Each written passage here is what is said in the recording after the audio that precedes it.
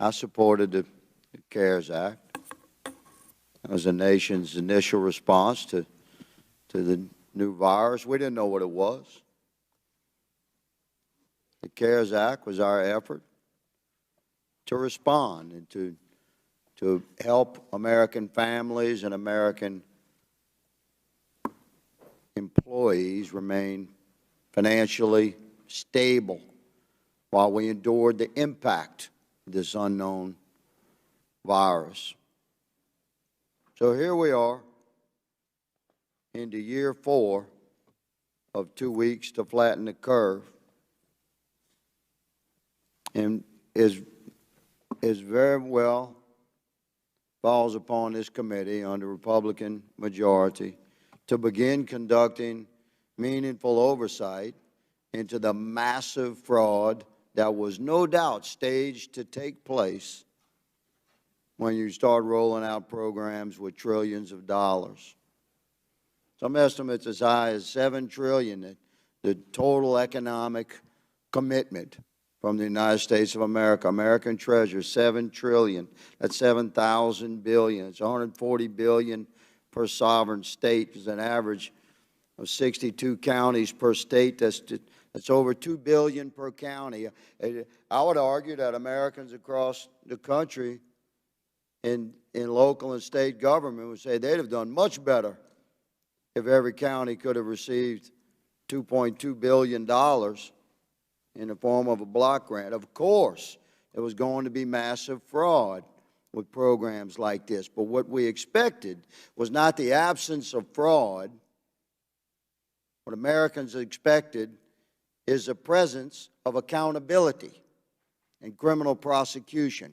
And that's what that accountability is what this Republican-controlled oversight committee is going to deliver. We know fraud is not born in the mechanisms of man. Fraud is born in the heart of man. It's to be anticipated.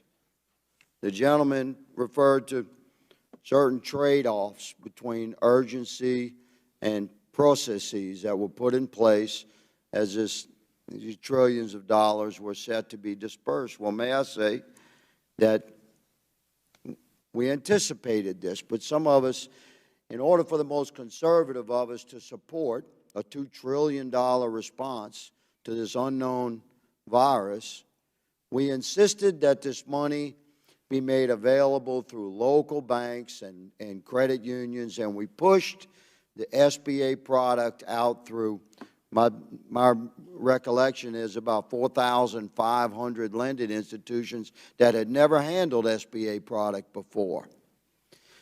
We wanted and we insisted that regular Americans would be able to communicate directly with the bankers they knew to access this assistance.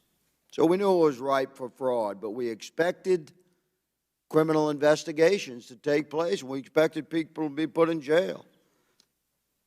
Accountability for criminal acts generally begins with a suspicion and a report at the local level of fraud, theft, forgery, identity theft, etc.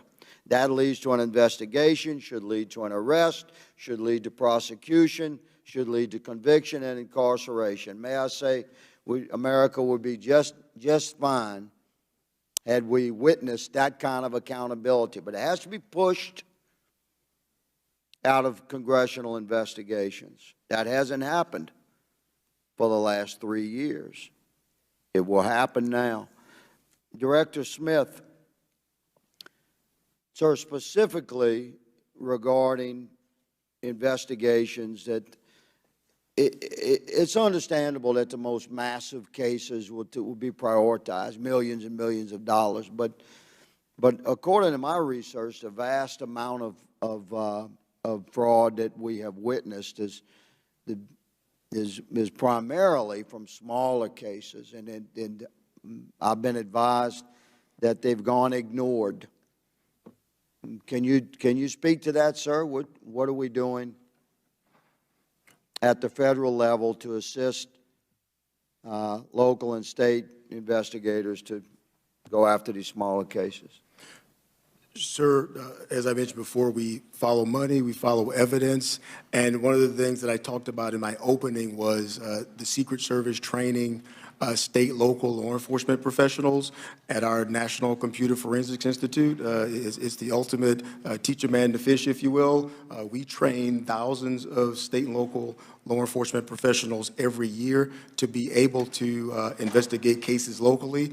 I was just down in the chairman's home state last week in Kentucky, talking to some of our cyber fraud task force partners, and they were actually briefing me on cases they were working at a local level that were focused on elder abuse and some pandemic-related fraud. So we are a federal law enforcement entity, but we do have a responsibility to help train, equip, and resource our local partners who help us in every aspect of our mission to be able to build their capacity locally.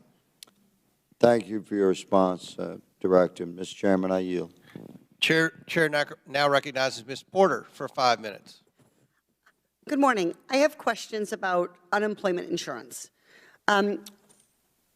Dodaro, could you read this headline for the room?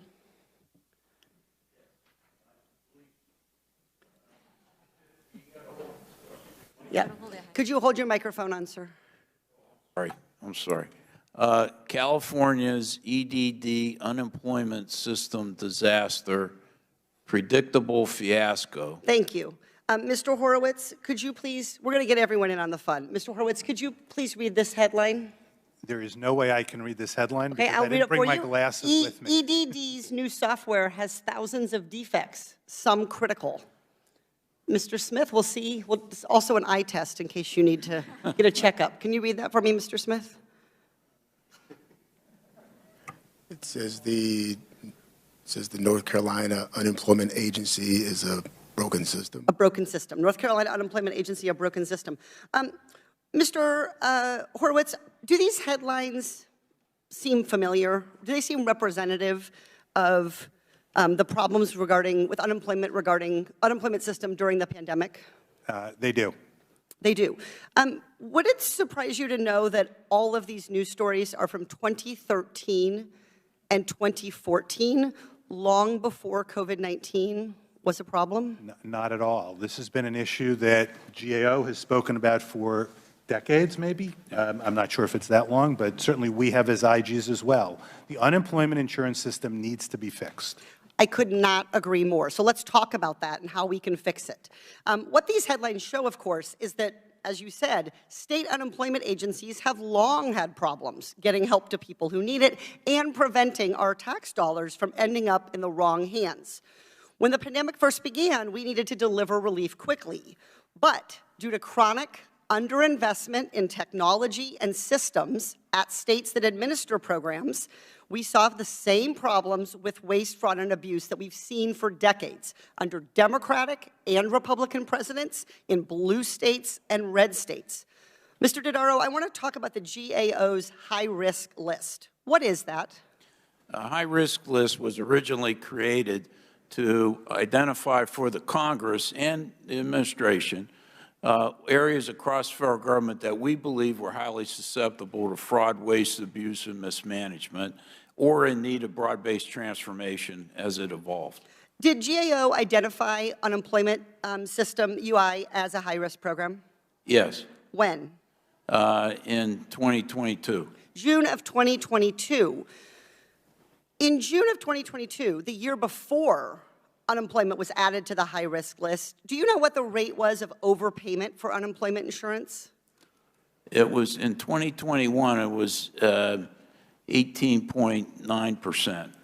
Great. And according to the Department of Labor, before you put it on the high-risk list, it was about 15%. In 2019, it was about 9.5%.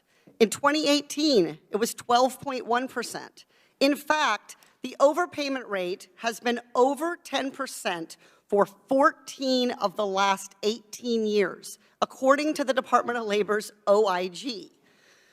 When GAO announced that the unemployment system had been designated as high risk, you said, quote, GAO is concerned that many long-standing problems may go unaddressed.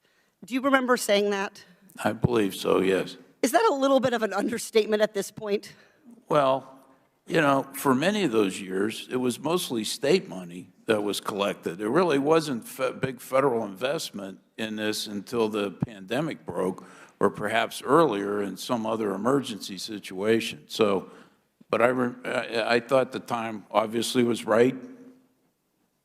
Yeah, what the OIG has said is the UI program has experienced some of the highest improper payment rates across the federal government. So my question is, why don't we fix this? Well, I think it requires some leadership on the part of the Congress and the Labor Department. You know, like a lot of these programs that where the federal government's relying on the state and local governments, they give them a lot of discretion. And when times are good, unemployment's low, you know, they don't get a lot of attention until these problems come up. So here's how I think about this. When someone has a dollar and they lose a dime of it, they think, shucks. But when someone has $100 and they lose $10, they're like a little angry. And it just keeps going up, and now we're in the billions and trillions. So I would love to have your continued pressure on the Department of Labor to use all of the funding that Congress provided in the American Rescue Plan to actually modernize UI, because I'm trying to add up where that $2 billion from the American Rescue Plan has gone, and it does not seem to have all been deployed and spent to improve these programs. Yes, no, I agree. We're going to follow that $2 billion.